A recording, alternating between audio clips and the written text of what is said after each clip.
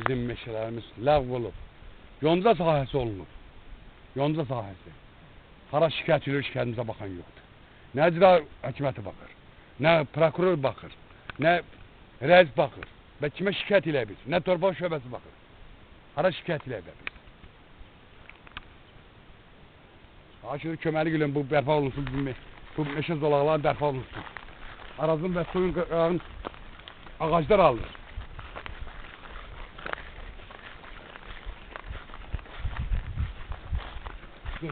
Sözdür.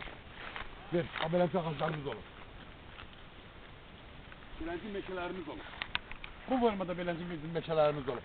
Amma beləncə ağacları məhv eləyiblər. Hamısını qırıb satırlar. Yerdən yonca ekirlər, otlaq sahəsi eləyirlər.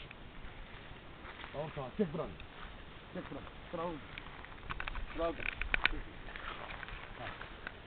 Bizim meşələr beləsi olur. Baxın, beləncə ağacları kəsirlər.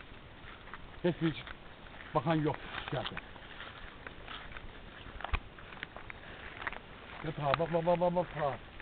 Daha. Qırıb. Daha, o salı bitsin. Bizim meşələrin ağaclarına bak. Bizim o meşələrin ağacları, bu kilsələri misin? Bakarsınız, görürsün nədir? Allah'ımın götürmez dedik. Baba bakın. Baba, buldozunu hamarlayıb.